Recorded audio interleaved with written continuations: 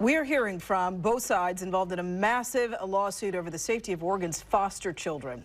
On Thursday, a settlement agreement was reached in a federal class action lawsuit filed by Oregon foster youth against the Oregon Department of Human Services, or ODHS. It was a story that you saw only on Fox 12. Investigative reporter Adrian Thomas has brought you stories of those who have experienced the foster care system firsthand, and tonight joins us live with more on this agreement. Adrian?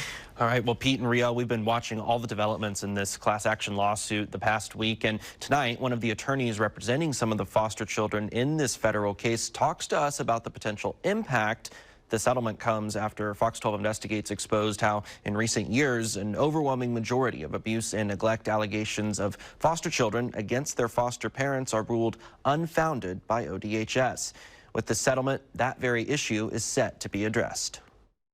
It's a case that's been pending in federal court in Eugene since 2019. In the federal complaint, attorneys for Oregon foster youth allege ODHS hasn't done its job in keeping foster children safe and accommodating their mental and physical health needs. According to public records, the state paid over $14.7 million over the last 5 years to one private law firm in Portland to assist state attorneys in defending ODHS. Emily Cooper with Disability Rights Oregon was one of the lead attorneys on this case representing the foster children. She says the settlement is a win for current and future foster youth.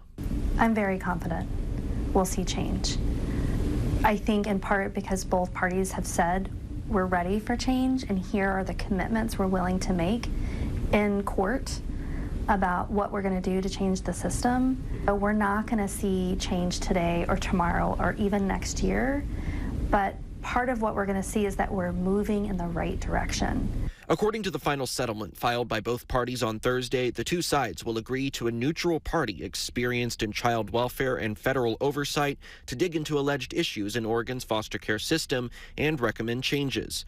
The neutral party will address issues like abuse and neglect in care, reviewing the quality and appropriateness of foster placements, and work to improve the timeliness of making plans when youth enter care, and review how ODHS documents maltreatment in care.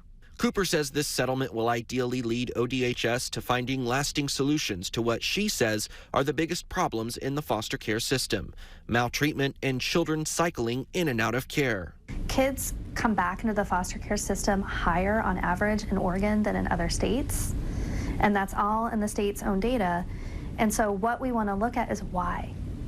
What resources are going home with those kids to keep them healthy and safe? Cooper also says she hopes the settlement will encourage the state legislature to provide more funding to help ODHS improve foster care. After the settlement was made final, the director of ODHS released the following statement, reading, quote, "We are grateful for the willingness of all involved in this litigation to come together to find ways to achieve our mutual goal of improving outcomes for Oregon children and families. This agreement is a testament to the progress we have made in child welfare over the past several years and allows us to focus on the important work ahead."